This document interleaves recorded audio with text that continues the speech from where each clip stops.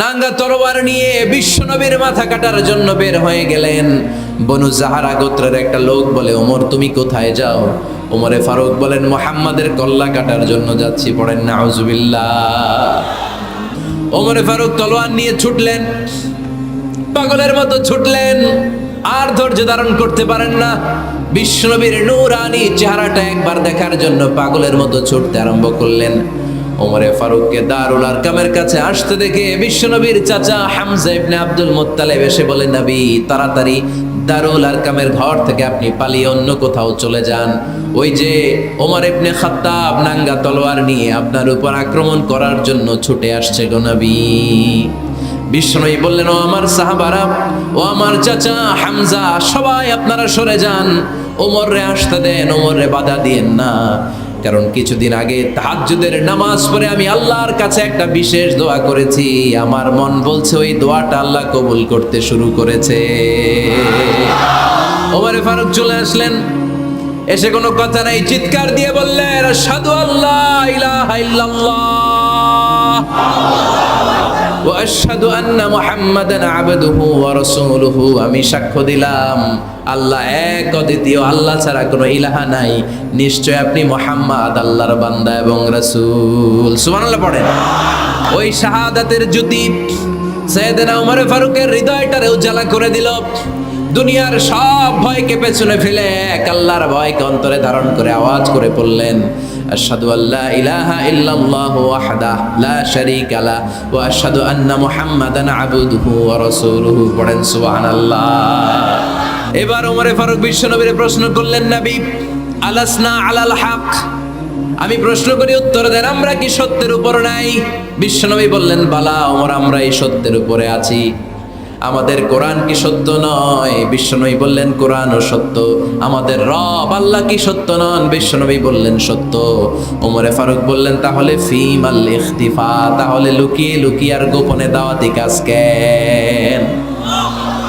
আপনি সত্য নবী, কোরআন সত্য কিতাব, আমার রব আল্লাহ সত্য, আর আমি ওমর কালিমা পড়ে মুসলমান হয়ে গিয়েছি, তাহলে ফিমাল ইখতিফা, আর লুকিয়ে লুকিয়ে কোরআনের দাওয়াত দিবেন কেন? বের হন, মক্কার শহরের মাঝখানে চলে আসেন, চিৎকার করে আমরা আল্লাহর নামের ঘোষণা দেব।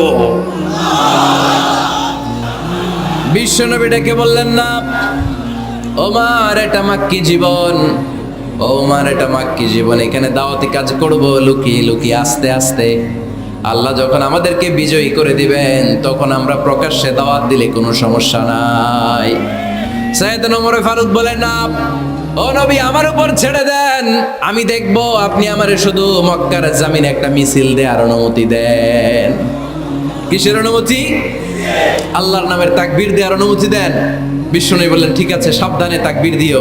ওমর ফারুক সামনে দাঁড়িয়ে বললেন, মান আরাদা আন তাসকুলা উম্মু ইয়াতামা ওয়ালাদু তারমিলা যাওজাতুহু ফালিয়াসুদ্দানি। কে আছো? মান আরাদা আন তাসকুলা উম্মু, কে আছো মায়ের বুক খালি করতে চাও? ইয়াতামা ওয়ালাদু, কে আছো বাচ্চাগুলারে, সন্তানগুলারে ইয়াতিম বানাতে চাও? তারমিলা যাওজাতুহু, কার এত বড় বুকের পাটা আছে দেখি, কে আছো স্ত্রীকে বিধবা বানাতে চাও? বুকের পাটা থাকলে আমি ওমরে থামাও, যদি সাহস থাকে আমি ওমরের মিছিল থামাও। ওমর ফারুক শুরু করলেন, আল্লাহু আকবার, আল্লাহু আকবার, আল্লাহু আকবার। স্লোগান দিতে দিতে সাইয়েদনা ওমর ফারুক কাবার গিলাফ যে স্পর্শ করলেন, ওমর ফারুকের এই স্লোগান কেউ থামাতে পারে নাই। কিয়ামত পর্যন্ত এই আল্লাহর নামের স্লোগান কেউ থামাতে পারবে না। চিল্লায় বলো ঠিক কিনা? আজকে আমরা সাইয়েদনা ওমর ফারুকের জীবনী থেকে কিছু শিক্ষা আমাদের নিজেদের জন্য নিয়ে আমরা বাড়িতে ফিরবো। আল্লাহ তাআলা তিনটা ইমানি ধাক্কা ওনার হৃদয়ে দিয়ে ওনাকে ইসলামের জন্য কবুল করে নিয়েছেন। কয়টা ধাক্কা? এক নম্বর ধাক্কা হচ্ছে বিশ্বনবীর দোয়ার ধাক্কা। দোয়ার একটা ধাক্কা আছে না নাই? এটা বড় ধাক্কা, এটা ব্যালিস্টিক ক্ষেপণাস্ত্রের চেয়েও কড়া, মারাত্মক। মিসাইল হামলা করলে যেমনি লক্ষ্যবস্তু ভেদ করে, দোয়ার মতো দোয়া করলেও দোয়া যে লক্ষ্যবস্তুতে আঘাত হানে, ঠিক কিনা? বিশ্বনবী দোয়া করলেন, আল্লাহুম্মা আইজ্জাল ইসলাম বিহাব্বির রাজুলাইনি ইলাইক। আল্লাহ, এই মক্কার দুইজন লোকের একজনকে তুমি কালিমার সুশীতল ছায়াতলে এনে দাও। দুইজন লাগবে না, কয়জন লাগবে? একজন। কারণ যুগ জামানা পাল্টে দিতে চাই না অনেকজন, এক মানুষই আনতে পারে জাতির জাগরণ। এক মানুষই বিপদকালে বাঁচায় কাফেলায়, ক্ষুদ্র ডিঙ্গি বাঁচায় জাহাজ অসীম দরিয়ায়। এজন্য জামানা পাল্টে দিতে লাগে কয়জন?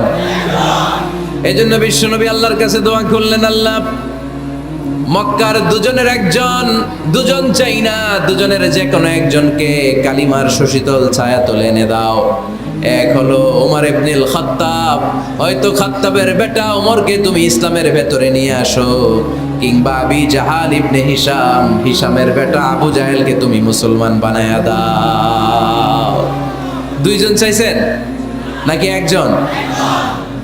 হয় খাত্তাবের বেটা ওমর কিংবা হিশামের বেটা আবু জাহাল, দুজনের একজনকে আমার চাই। ওমরে ফারুকের জন্য দোয়াটা কবুল করে নিয়েছে কে? তাহাজ্জুদের নামাজ পড়ে বিশ্বনবী যখন দোয়া করলেন, এই দোয়া যে ওমরে ফারুকের হৃদয়ে একটা ধাক্কা মারল। সুবহানাল্লাহ পড়ে। বিশ্বনবী দোয়া করলেন, আল্লাহ হয় ওমরে ফারুককে আপনি এনে দেন, অথবা আবু জাহেলের মনটারে নরম করে দেন। ওমরে ফারুকের জন্য দোয়াটা কবুল করে নিল কে? এই দোয়ার একটা বরকত ওমরে ফারুকের হৃদয়ে ছুঁয়ে গেল। এক নাম্বার ধাক্কা। ধাক্কা সব একবারে দেওয়া যায় না, ধাক্কা একবারে দেওয়া যায়। প্রথম ধাক্কাটা গেল তিনি দোয়ার ধাক্কা। বিশ্বনবী দোয়া করলেন, ওই দোয়ায় ওমরে ফারুকের হৃদয়ে ছুঁয়ে গেল। এরপরে রব্বুল আলামিন ওমরে ফারুককে ধাক্কা মারলেন কোরআনের একটা সূরা দিয়ে। সূরাটার নাম হলো সূরাতুল হাক্কা। কি সূরা? আল হাক্কাতু মাল হাক্কা ওয়া মা আদরাকা মাল হাক্কা। সূরা হাক্কা দিয়ে আল্লাহ একটা ধাক্কা মারলেন। ওই যে দোয়া করলেন বিশ্বনবী, দোয়ার পর সাইয়েদনা ওমর ফারুকের হৃদয়ের মধ্যে উথাল পাথাল শুরু হয়ে গেল। সব সময় লুকিয়ে লুকিয়ে বিশ্বনবীরে ফলো করে। বিশ্বনবী ডানে গেলে ওমরে ফারুক ডানে যায়, বিশ্বনবী বাঁয়ে গেলে ওমরে ফারুক বাঁয়ে যায়। বিশ্বনবী রাত্রিবেলা নামাজ পড়লে ওমরে ফারুক পেছনে লুকিয়ে লুকিয়ে বিশ্বনবীর কোরআন শুনে। বিশ্বনবী মসজিদুল হারামের পাশে দাঁড়িয়ে রাতের এশার সালাত আদায় করছিলেন। ওই টাইমে বিশ্বনবী সূরাতুল হাক্কা তেলাওয়াত করছিলেন। কোন সূরা? সূরাতুল হাক্কা বিশ্বনবী তেলাওয়াত করেছেন। ওমরে ফারুক মন্ত্রমুগ্ধ হয়ে বিশ্বনবীর কণ্ঠের তেলাওয়াত শুনে। বিশ্বনবীর তেলাওয়াতের কণ্ঠ আমাদের কণ্ঠের মতো নাকি? বিশ্বনবীর কণ্ঠ কারি বাসাদের কণ্ঠের মতো? আহমদ বিন ইউসুফের কণ্ঠের মতো? আমার নবীর কণ্ঠের সুরের ঝংকারের সাথে পৃথিবীর কোনো কারি সাহেবের তুলনা চলবে? কত মধুর, কত সুন্দর, কত অসাধারণ তেলাওয়াত করতেন আমার বিশ্বনবী। একবার তেলাওয়াত শুনলে পাগল না হয়ে কেউ থাকতে পারতো না। বিশ্বনবী ওমরে ফারুককে দেখেন নাই।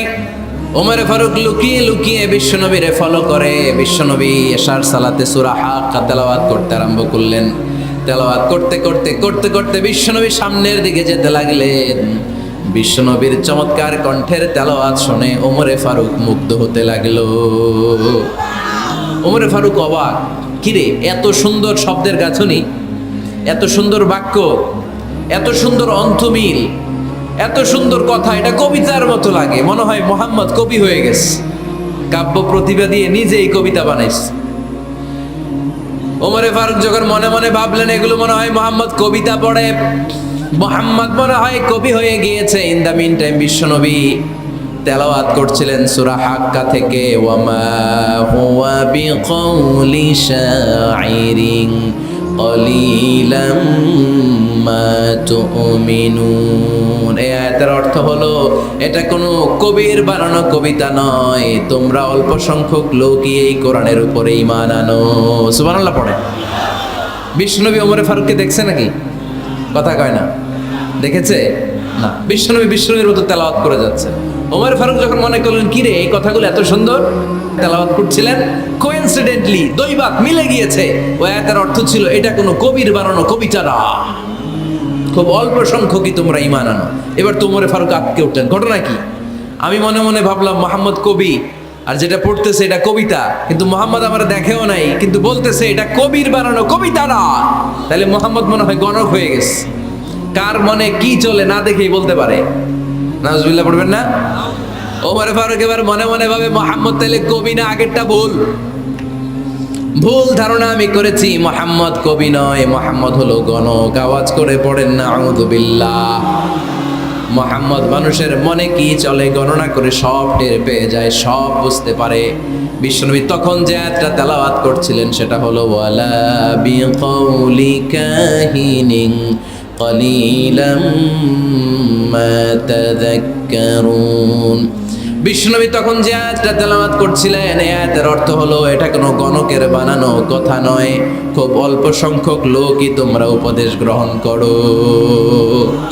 বিশ্বনবী ওমর ফারুককে দেখে না, কিন্তু মিলে যাচ্ছে। ওই আয়াতের পরের আয়াতটা ছিল এটা গণকের বানানো কোনো গণনা নয়, খুব অল্প সংখ্যকই তোমরা ঈমান আনো। এইবার তো ওমর ফারুক বেহুশ। হায় হায়, প্রথমে ভাবলাম কবিতা, সে পড়ে যাচ্ছে না কবির বানানো কবিতা না। এরপর মনে মনে ভাবলাম মনে হয় গণক, সে বলে না এটা গণকের বানানো গণনা নয়। তাহলে এটা কি? এটা কি কি এটা কি পড়ে মুহাম্মদ, যার কণ্ঠের তেলাওয়াত শুনলে মানুষ পাগল হয়ে যায়। বিশ্বনবী তখন পড়তে আরম্ভ করলেন তানজিলুম মির রাব্বিল আলামিন। এর মানে হলো এটা কবিতা না, এটা গণকের বানানো গণনা না, মানুষের বানানো কিচ্ছু না, এটা গোটা বিশ্বের রব আল্লাহ পাকের বাণী। সুবহানাল্লাহ পড়ে। এই 2 নাম্বার ডোজ পড়লো। প্রথম ডোজ পড়ছে দোয়ার ডোজ। প্রথম ডোজ কিসের? দোয়ার। 2 নাম্বার সূরা হাক্কা দিয়ে আল্লাহ দিলেন এক ধাক্কা। এই সূরা হাক্কার ওই ঘটনার পর ওমরে ফারুক তো পাগল পড়া, কি ঘটে গেল আমার সাথে ওই দিন। আমি মনে মনে যা ভাবি সব মোহাম্মদ বুঝে। আল্লাহ 2 নাম্বার ডোজ দিলেন সূরা হাক্কা দিয়ে এক ধাক্কা। সুবহানাল্লাহ পড়েন। এরপরে ওমরে ফারুক প্রায় বিশ্বনবীর কথা ভাবেন, বিশ্বনবী কোথায় যান লুকিয়ে লুকিয়ে দেখেন। এবার রব্বুল আলামিন ভাবলেন এবার সূরা তাহা দিয়ে আমি 3 নাম্বার ডোজ দিয়ে দিব। পড়েন সুবহানাল্লাহ। এবার 3 নাম্বার ডোজ পাবেন, কিন্তু শয়তান ওয়াসওয়াসা দিচ্ছে, ওমরে ফারুক যাও, মক্কায় ঘোষণা হয়েছে মুহাম্মদের কল্লা এনে দিতে পারলে এত এত স্বর্ণ মুদ্রা। শয়তানের ওয়াসওয়াসায় আবার ভুল পথে হাঁটতে লাগলেন সাইয়েদনা ওমর। নাঙ্গা তরবার নিয়ে বিশ্বনবীর মাথা কাটার জন্য বের হয়ে গেলেন। বনু জাহারা গোত্রের একটা লোক বলে ওমর তুমি কোথায় যাও? ওমরে ফারুক বলেন মুহাম্মাদের কল্লা কাটার জন্য যাচ্ছি। পড়েন নাউজুবিল্লাহ। আবু জাহারা গোত্রের লোক বলে তুমি মুহাম্মাদের কল্লা কাটতে যাও? আরে তোমার বোন ফাতিমা বিনতে খাত্তাব আর তোমার বোনের জামাই সাঈদ, এরা তো দুজন কালিমা পড়ে মুসলমান হয়ে গেছে। আরে মুহাম্মাদের কল্লা পরে কেটো, আগে ঘর সামলাও। যে ওমর আগে ঘর সামলাও, পরে তুমি মুহাম্মাদের কল্লা কাটতে যেও। ওমরে ফারুক রেগে গেলেন, রাস্তা ঘুরিয়ে বাড়ির দিকে চলতে আরম্ভ করলেন। রাগে তিনি গড়গড় করছেন। ওমরে ফারুকের বোন ফাতিমা বিনতে খাত্তাব, বোনের জামাই সাঈদ, তাদের 2 জনকে খাব্বাব রাদিয়াল্লাহু তাআলা আনহু সূরা তাহা ঘরের ভিতরে তেলাওয়াত করে শোনাচ্ছিল। পড়েন সুবহানাল্লাহ। সূরা তাহা দিয়ে আল্লাহ একটু পরে ধাক্কা মারবে আরেকটা। ওমরে ফারুক যখন আসলেন, ওমরে ফারুকের আওয়াজ শুনে খাব্বাব রাদিয়াল্লাহু তাআলা আনহু লুকিয়ে গেলেন। ওমরে ফারুক দরজার মধ্যে কড়া নাড়লেন। বোন বলে কে তুমি? সাইয়েদনা ওমর বললেন আমি ওমর। খুলে দেওয়া হলো। ঘরের ভেতরে ঢুকেই কথা নাই বার্তা নাই, নিজের আপন বোনকে মারতে শুরু করলো ওমর। বোন জামাইকে আঘাত করতে শুরু করলো। মারতে মারতে নিজের কলিজার টুকরা বোনকে, বোনের জামাইকে সাইয়েদনা ওমরে ফারুক পিটাতে পিটাতে রক্তাক্ত করে ফেললেন। গা দিয়ে ফিনকি বের হয়ে যখন রক্ত বের হয়, সাইয়েদনা ওমরে ফারুকের দিলের মধ্যে মায়া তৈরি হয়ে যায়। সাইয়েদনা ওমরে ফারুক বললেন আমার কলিজার টুকরা বোন আর বোন জামাই, তোরা কেন মুহাম্মাদের কথায় পাগল হলি? বুঝলাম না কেন মক্কার লোকগুলো পাগল পড়া হয়ে সব মুহাম্মাদের দলে চলে যায়। কি এমন কথা মুহাম্মদ তোদের শোনায়, কি এমন বাণী তোদের শোনায় যে বাণী শুনে সব তোরা মুহাম্মাদের দলে চলে গেলি? কি আছে মুহাম্মাদের কাছে? কি জাদুটা? কি জাদু পেলি সেখানে? আমার একটু দেখা। বোন ফাতেমা বলে না ভাই, ইন্নাকা রিজিস, তুমি নাপাক। লা ইয়ামাসসুহু ইল্লাল মুতাহহারুন, পাক পবিত্র না হয়ে আল্লাহর এই কালামে স্পর্শ করা যায় নাকি? আওয়াজ করে বলেন স্পর্শ করা যায়? ভাই তুমি গোসল করে আসো, তাহলে তোমার হাতে তুলে দিব, তুমি পড়লেই বুঝতে পারবা কি আছে আল্লাহর এই কোরআনে। সুবহানাল্লাহ পড়েন। সাইয়েদনা ওমর ফারুক গোসল করে আসলেন। বোন এবার সূরা তাহা চামড়ার মধ্যে সূরাতু তাহার কিছু অংশ লিখে খাব্বাব রাদিয়াল্লাহু তাআলা আনহু লুকিয়েছিলেন ওনার হাত থেকে। সূরা তাহার অংশটা নিয়ে সাইয়েদনা ওমর ফারুকের বোন ওমর ফারুকের হাতে দিয়ে বলল ভাই তুমি আসার আগে এই অংশটা সবাই মিলে তেলাওয়াত করছিলাম। ওমরে ফারুকের হৃদয়টা তখন একেবারে নরম, কারণ আগে ধাক্কা খাইছে কয়টা, এবার দিবে সূরা তহার ধাক্কা। ওমরে ফারুক হাতে নিলেন, খুব ভালো আরবি জানতেন, চমৎকার আরবির অর্থ বুঝতেন, কারণ আরবি ভাষাভাষী মানুষ। হাতে নিয়ে নজর দেওয়ার পরে ওনার চোখ দিয়ে দাঁড় দাঁড় করে পানি বের হয়ে গেল। ওমরে ফারুক আয়াতগুলোর দিকে তাকিয়ে পড়তে আরম্ভ করলেন। তহা মা আনজালনা আলাইকাল কুরআনা লিতাশকা ইল্লা তাযকিরাতাল লিমান ইয়াখশা تنزيلا ممن خلق الأرض والسماوات العلا পড়েন সুবহানাল্লাহ। উনি পড়তে আরম্ভ করলেন, তহা মা আনজালনা আলাইকাল কুরআনা লিতাশকা, এই কোরআনকে হতভাগা জাতি হিসেবে থাকার জন্য তোমাদের উপর নাজিল করি নাই। তানজিলাম মিম্মান খালাকাল আরদা ওয়াস সামাওয়াতিল উলা, এটা ওই রবের পক্ষ থেকে, ওই সত্তার পক্ষ থেকে নাজিল হয়েছে যেই রব জমিন তৈরি করেছেন, যেই রব বিশাল সুবিশাল আকাশও তৈরি করেছেন। সুবহানাল্লাহ পড়েন। সূরা তহার এই চমৎকার অসাধারণ শব্দ গাঁথুনি দিয়ে এই আয়াতগুলো যখন পড়তে আরম্ভ করলেন, ওমরে ফারুক আর নিজের উপর ব্যালেন্স রাখতে পারলেন না, আর ধরে রাখতে পারলেন না। এবার ডাইরেক্ট অ্যাকশন। এবার কি 3 নাম্বার ধাক্কা খেয়ে, সূরা তহার ধাক্কা খেয়ে আর সামলাতে পারলেন না, পাগলের মতো হয়ে গেলেন। বলতে আরম্ভ করলেন, আইনা মুহাম্মদ, মুহাম্মদ কোথায়? সাইয়েদনা খাব্বাব বললেন, বিশ্বনবী সাফা পাহাড়ের পাদদেশে দারুল আরকাম ইবনে আবিল আরকামের ঘরে বসে বসে লুকিয়ে লুকিয়ে কোরআনের দাওয়াত দিচ্ছে। ওমর, তুমি যদি মুহাম্মদ সাল্লাল্লাহু আলাইহি ওয়াসাল্লামের দেখা পেতে চাও, তাড়াতাড়ি দারুল আরকামের ঘরের দিকে ছুটে যাও। ওমরে ফারুক তলোয়ার নিয়ে ছুটলেন, পাগলের মতো ছুটলেন, আর ধৈর্য ধারণ করতে পারেন না। বিশ্বনবীর নূরানি চেহারাটা একবার দেখার জন্য পাগলের মতো ছুটতে আরম্ভ করলেন। ওমরে ফারুককে দারুল আরকামের কাছে আসতে দেখে বিশ্বনবীর চাচা হামজা ইবনে আব্দুল মুত্তালিব এসে বলেন, নবী তাড়াতাড়ি দারুল আরকামের ঘর থেকে আপনি পালিয়ে অন্য কোথাও চলে যান। ওই যে ওমর ইবনে খাত্তাব নাঙ্গা তলোয়ার নিয়ে আপনার উপর আক্রমণ করার জন্য ছুটে আসছে গো নবী। বিশ্বনবী বললেন, ও আমার সাহাবারা, ও আমার চাচা হামজা, সবাই আপনারা সরে যান, ওমররে আসতে দেন, ওমররে বাধা দিয়েন না।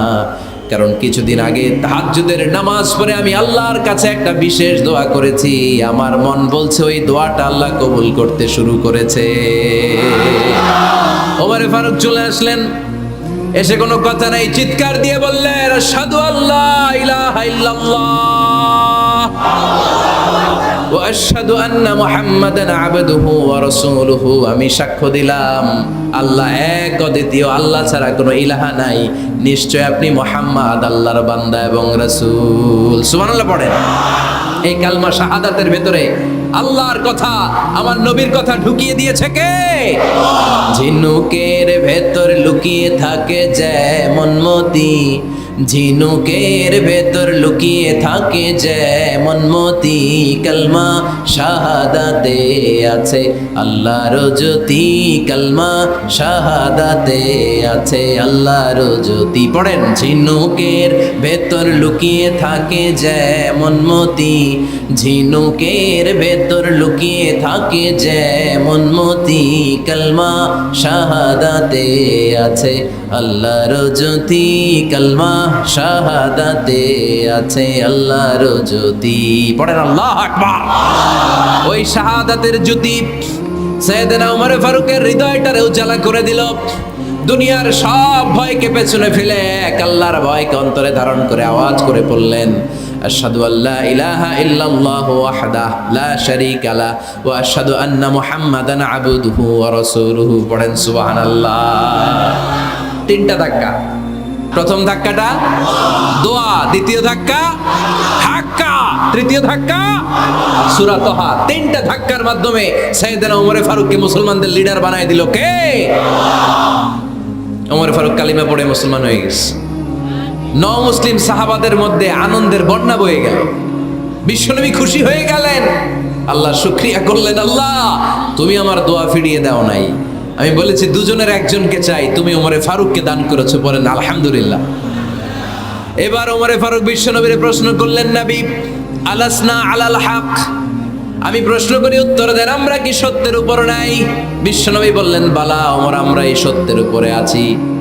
আমাদের কোরআন কি সত্য নয়? বিশ্বনবী বললেন, কোরআনও সত্য। আমাদের রব আল্লাহ কি সত্য নন? বিশ্বনবী বললেন, সত্য। ওমরে ফারুক বললেন, তাহলে ফিমাল ইখতিফা, তাহলে লুকিয়ে লুকিয়ে আর গোপনে দাওয়াতি কাজ কেন? আপনি সত্য নবী, কোরআন সত্য কিতাব, আমার রব আল্লাহ সত্য, আর আমি ওমর কালিমা পড়ে মুসলমান হয়ে গিয়েছি, তাহলে ফিমাল ইখতিফা, আর লুকিয়ে লুকিয়ে কোরআনের দাওয়াত দিবেন কেন? বের হন, মক্কার শহরের মাঝখানে চলে আসেন, চিৎকার করে আমরা আল্লাহর নামের ঘোষণা দেব। বিশ্বনবী ডেকে বললেন, না ওমর, এটা মাক্কি জীবন, ওমর এটা মাক্কি জীবন, এখানে দাওয়াতি কাজ করব লুকিয়ে লুকিয়ে, আস্তে আস্তে। আল্লাহ যখন আমাদেরকে বিজয়ী করে দিবেন, তখন আমরা প্রকাশ্যে দাওয়াত দিলে কোনো সমস্যা নাই। সাইয়েদনা ওমর ফারুক বলেন, না ও নবী, আমার উপর ছেড়ে দেন, আমি দেখবো, আপনি আমারে শুধু মক্কার জামিনে একটা মিছিল দেওয়ার অনুমতি দেন।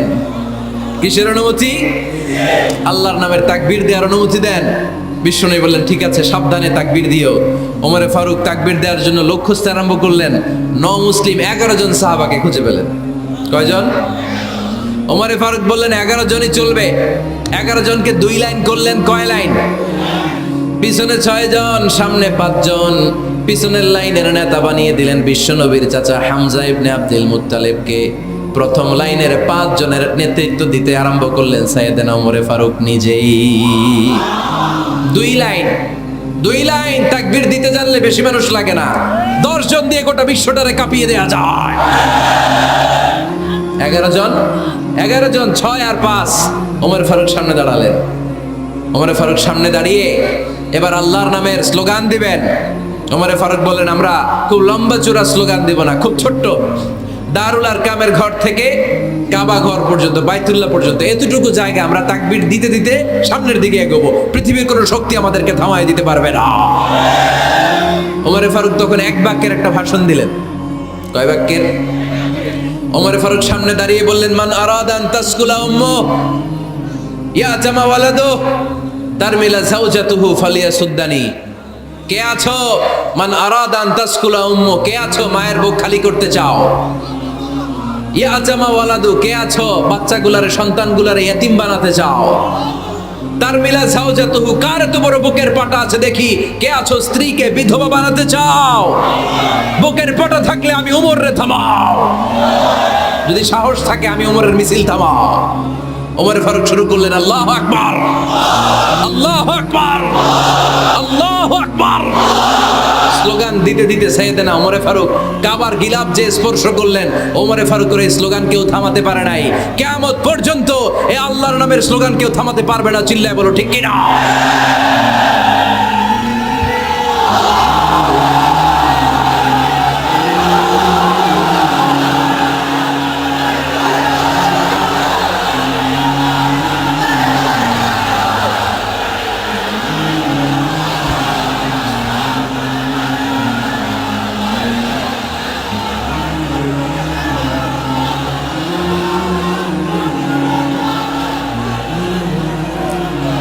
ওমরে ফারুকের স্লোগান সেদিন মক্কায় কেউ থামাইতে পারছিল? আওয়াজ করে বলতে পারছিল? এখনো আল্লাহর নামের স্লোগান কেউ থামাই দিতে পারবে? কিয়ামত পর্যন্ত আমার রবের স্লোগান কেউ থামাতে পারবে? পারবে না। ওমরে ফারুক স্লোগান দিলেন। আবু জাহেল, উতবা, শাইবা, ওয়ালিদ ইবনে মুগীরা আল্লাহু আকবার ধ্বনি শুনে বাইরে আসছে। কিরে, এত বড় স্লোগান, আমাদের কাছ থেকে পারমিশন নেয় নাই, অনুমতি নেয় নাই। অনুমতি নেওয়া ছাড়াই স্লোগান শুরু। বের হয়ে দেখে মিছিলের সামনে ওমর। ওমরে ফারুককে দেখে আবু জাহেল দিছে 1 দৌড়, উতবা দিছে আরেক দৌড়, শাইবা দিছে বহু দৌড়। সুবহানাল্লাহ পড়বেন না? এজন্য ওমর বেশি লাগে না, ওমর লাগে 1 জন। চিল্লায় বলতে হবে, ওমরে ফারুক লাগে কয়জন? 1 জন। ওমরই গোটা বিশ্বের চেহারা পাল্টে দিতে সক্ষম। চিল্লায় বলেন ঠিক কিনা? গোটা বিশ্বে মুসলমানদের আছে করুণ অবস্থা।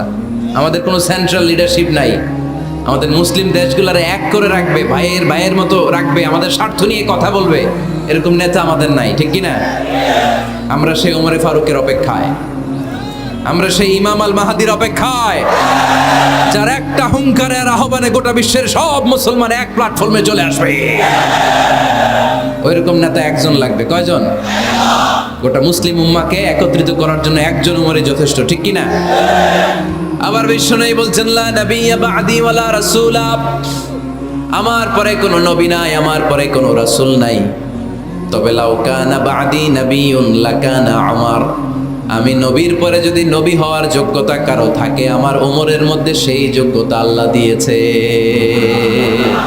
প্রভু তুমি বলেছো রাসূল দেবে না, বলনি দেবে না ওমর, বলনি দেবে না হামজা তারিক, খালিদ বিজয় সমর। প্রভু তুমি বলেছো রাসূল দেবে না, বলনি দেবে না ওমর, বলনি দেবে না হামজা তারিক, খালিদ বিজয় সমর। প্রভু তুমি বলেছো রাসূল দেবে না। আল্লাহু আকবার। একটা ওমর দরকার। কয়জন দরকার? কয়জন দরকার? এই পুরা উম্মাহ, মুসলিম উম্মার মধ্যে ওনার পজিশন নাম্বার 3। ওমর ফারুকের পজিশন নাম্বার 1 নম্বর পজিশন বিশ্বনবীর সাল্লাল্লাহু আলাইহি ওয়াসাল্লাম। দ্বিতীয় পজিশন আবু বকর। আর 3 নম্বর পজিশন, সুবহানাল্লাহ পড়বেন না? আশরাতুল মুবাশশিরিনা বিল জান্নাহ, জান্নাতের সুসংবাদ প্রাপ্ত অনেক সাহাবার কথা হাদিসে পাওয়া যায়, কিন্তু এক হাদিসে আল্লাহ রাসূল সাল্লাল্লাহু আলাইহি ওয়াসাল্লাম 10 জন সাহাবীর কথা বলেছেন। ওই 10 জনের ভেতরে সাইয়েদনা ওমর ফারুক আছে না নাই? আবার ওমর ফারুক ছিলেন বিশ্বনবীর শ্বশুর।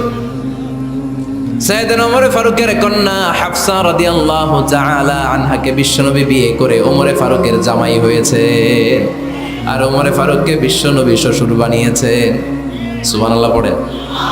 আগে জানতেন এটা? ওমর ফারুক রাদিয়াল্লাহু তাআলা আনহু যে বিশ্বনবীর শ্বশুর ছিল, এটা আজকে প্রথম জানলেন। কে কে দেখি?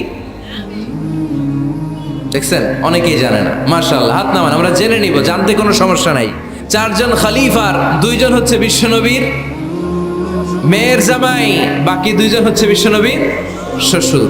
সাইয়েদনা উসমান রাদিয়াল্লাহু তাআলা আনহুর কাছে বিশ্বনবী সাল্লাল্লাহু আলাইহি ওয়াসাল্লাম 2 কন্যাকে বিয়ে দিয়েছেন। বিশ্বনবী সাল্লাল্লাহু আলাইহি ওয়াসাল্লামের মোট কন্যা 4 জন। কয়জন?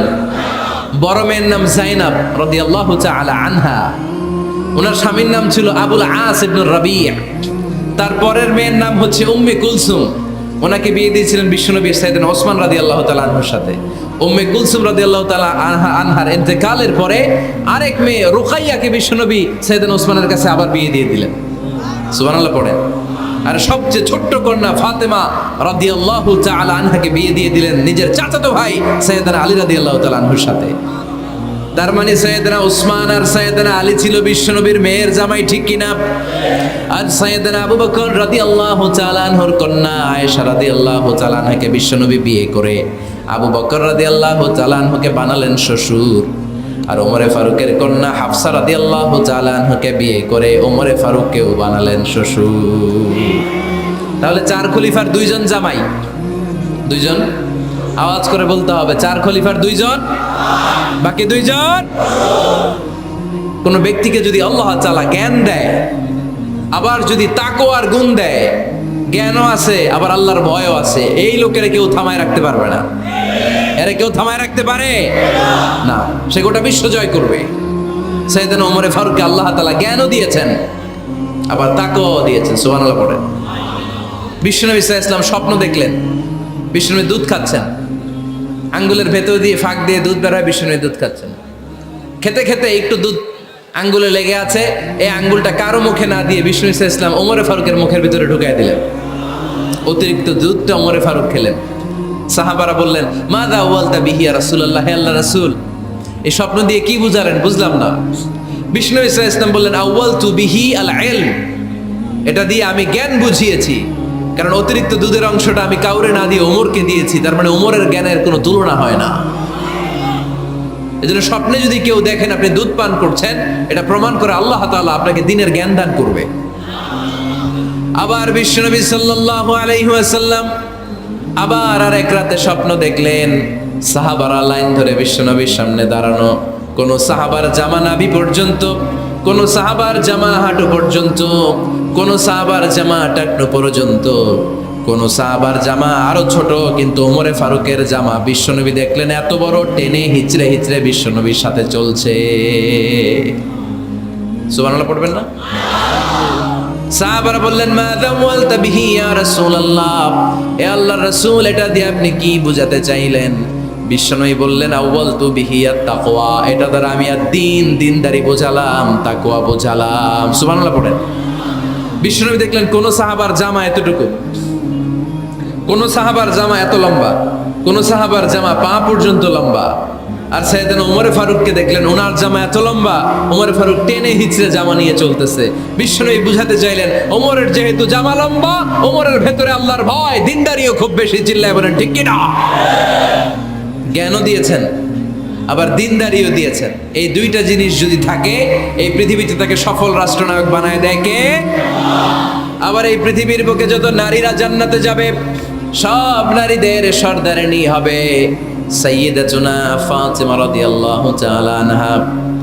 এই দুনিয়াতে যত যুবকরা জান্নাতে যাবে তাদের সর্দার হবে সাইয়েদনা হাসান আর হুসাইন রাদিয়াল্লাহু তাআলা আনহুমা। আর এই দুনিয়ার বুকে যত বয়স্ক মানুষেরা জান্নাতে ঢুকবে তাদের নেতৃত্ব দিবেন সাইয়েদনা আবু বকর আর সাইয়েদনা ওমর। আর নারীরা যারা জান্নাতে প্রবেশ করবে এই নারীদের নেতৃত্ব দিবে বিশ্বনবীর কলিজার টুকরা নয়নের পুটুলি সাইয়্যিদাতুনা ফাতিমা রাদিয়াল্লাহু তাআলা আনহা। সুবহানাল্লাহ পড়বেন না? Omar Faruk the super hero of Muslim উম্মাহ। আমরা কাদেরকে সুপার হিরো বানায় রাখছি আমরা জানি না। এই নায়ক নায়িকা গায়ক গায়িকা মডেলরা চোখ ধাঁধানো গ্ল্যামার নিয়ে যারা চলে এরা আমাদের মডেল নয়। আমাদের মডেল সাইয়েদনা ওমর ফারুক। ঠিক কিনা? ঠিক কিনা?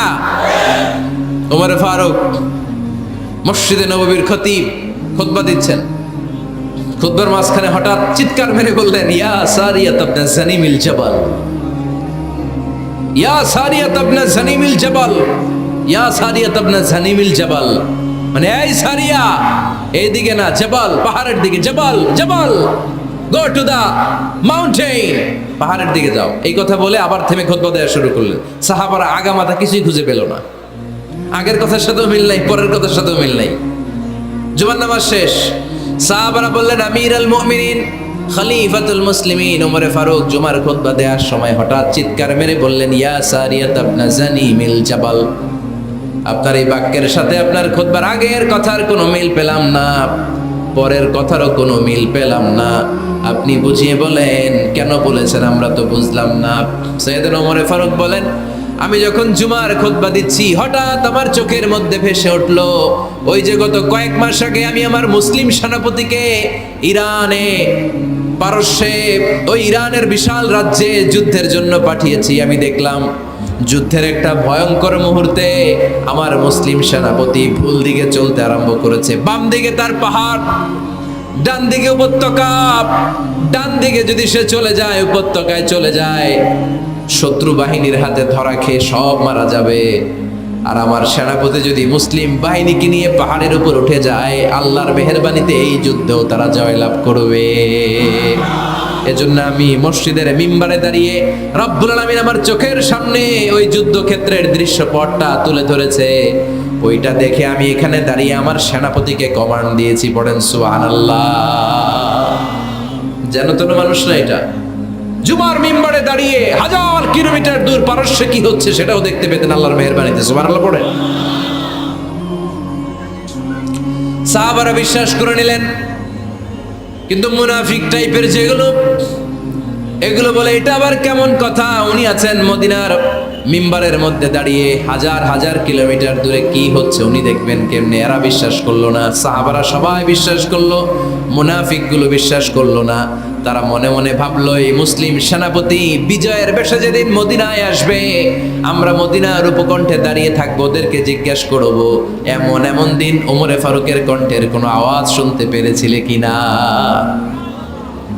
বিজয়ী বেশে সাহাবারা যখন ফিরে আসতো সব মুমিনরা আহলান ওয়া সাহলান জানাতে ওনাদেরকে রিসিভ করতে যেত, মুনাফিকগুলো যেত না। কিন্তু ওই দিন মুনাফিকরা সবার আগে যায় হাজির। মুসলিম সেনাপতি যখন ঢুকলো, জিজ্ঞেস করলো মুসলিম সেনাপতি, এত দিন আগের কথা, জুমার দিন দুপুরবেলা যুদ্ধক্ষেত্রে হঠাৎ করে আমিরুল মুমিনিনের কোনো কথা তুমি তোমার কান দিয়ে শুনতে পেরেছিলে কিনা বলো। সেনাপতি বলল, তোমরা কেমন করে বুঝলা, কেমন করে তোমরা জানলা? তোমরা ঠিকই জেনেছো, ঠিকই ধরেছো, ঠিকই বলেছো। যুদ্ধের কঠিন মুহূর্তে ভুল করে আমি উপত্যকার দিকে মুসলিম বাহিনীকে নিয়ে ছুটতে আরম্ভ করেছিলাম। হঠাৎ করে আমিরুল মুমিনিনের একটা কণ্ঠ আমার কানের ভেতরে ভেসে আসলো। আমি শুনতে পেলাম, ইয়া সারিয়া তাবনাজানি মিল জাবাল, ডান দিকে উপত্যকার দিকে যেও না, তাড়াতাড়ি বাম দিকে পাহাড়ের উপর চড়ে যাও। শুনেছি আমি, আমার নিজ কানে শুনেছি। তোমরা কি করে জানলে? আমি নিজে শুনেছি। সেদিন আমিরুল মুমিনিনের এই ইনস্ট্রাকশন, এই গাইডলাইন যদি আমরা ফলো করতে না পারতাম, শত্রু বাহিনীর হাতে আমরা কচুকাটা হতাম। আমাদের চেহারা, আমাদের আত্মীয় স্বজনরা তোমরা কেউ দেখতে পেতে না। পড়েন সুবহানাল্লাহ। This is our super hero. এভাবে গাইডলাইন দিয়েছেন উম্মাকে, এভাবে ইনস্ট্রাকশন দিয়েছেন। মুসলিম ইতিহাসে প্রথম চিফ জাস্টিস আবু বকর রাদিয়াল্লাহু তাআলা আনহু যখন খলিফা, চিফ জাস্টিস বানাই দিয়েছেন ওমরে ফারুককে। সর্বপ্রথম কোরআন সংকলনের পরামর্শ দিয়েছেন সাইয়েদনা ওমরে ফারুক। এই যে কোরআন 114 সূরা 30 পারা, আগে কি এরকম ছিল? কথা কন না কেন?